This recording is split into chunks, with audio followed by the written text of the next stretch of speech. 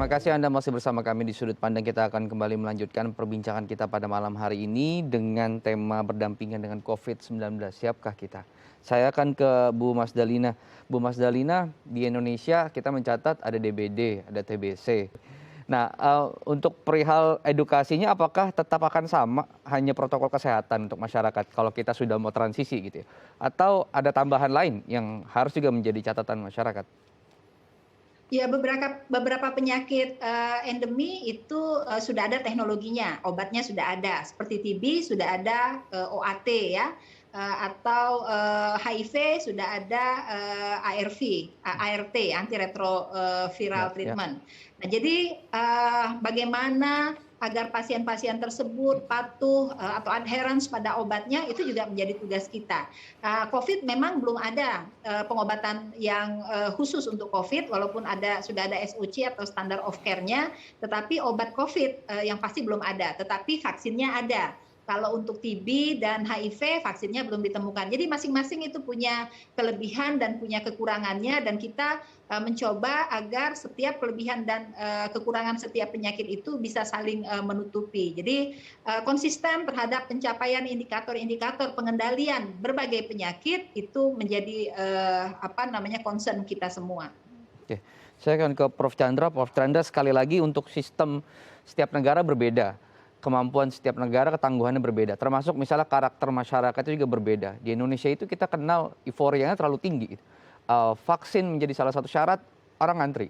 PPKM diturunin dari 4 ke 3, puncak kemudian ramai. Orang mobilitasnya ramai kembali. Apakah perlu kemudian kita bersegera untuk mendeklarasi bahwa kita akan pindah dari pandemi ke endemi, melihat tadi karakter masyarakat kita yang seperti ini? Cepat atau tidak cepat dinyatakan akan bersiap atau tidak bersiap menghadapi situasi pandemi ini, balik ke cerita yang tadi ya. Kalau menurut saya kita siap saja dengan dua-duanya. Kita siap dengan situasi yang ada sekarang. Ini walaupun angka 1 hari tidak bisa dipatokkan ya. Misalnya saja nih, kita angka tertinggi adalah pada pertengahan Juli 50.000 gitu ya.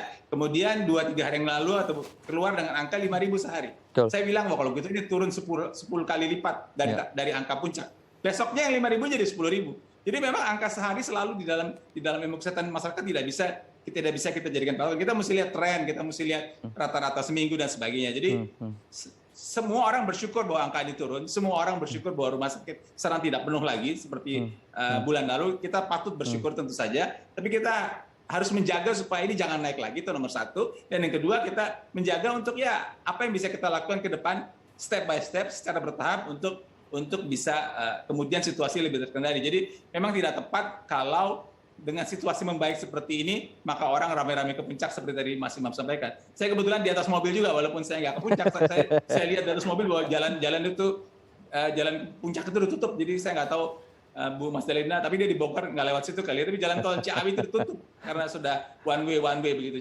Jadi memang situasi seperti itu yang kita harapkan tidak terjadi. Kalau kita mau ambil, dulu kan kita banyak contoh India itu naik tinggi gara-gara ada beberapa hal begitu, kemudian dia turun. Sekarang satu negara bagian di India, Kerala, itu sudah naik lagi, walaupun belum seluruh negara, dan antara lain karena ada festival di situ. Jadi itu menunjukkan bahwa 3M atau menghindari kerumunan itu masih tetap harus dijaga ketat saat ini sampai situasi betul-betul katakanlah aman, terkendali.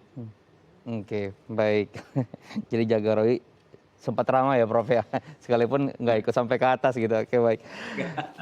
Oke, nah kita akan ngomongin strategi karena pemerintah sudah mengumumkan 3 strategi ya, tinggal nanti turunannya seperti apa gitu.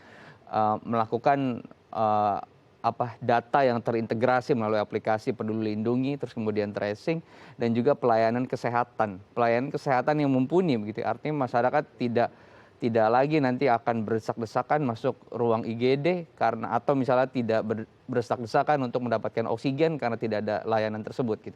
Setelah kita masuk ke endemi nanti. Tapi dijawab nanti ya Bu Mas Dalina ya. Saya harus break dulu. Kita harus break dulu pemirsa, jangan beranjak dari layar kaca Anda, tetap bersama kami di Sudut Pandang.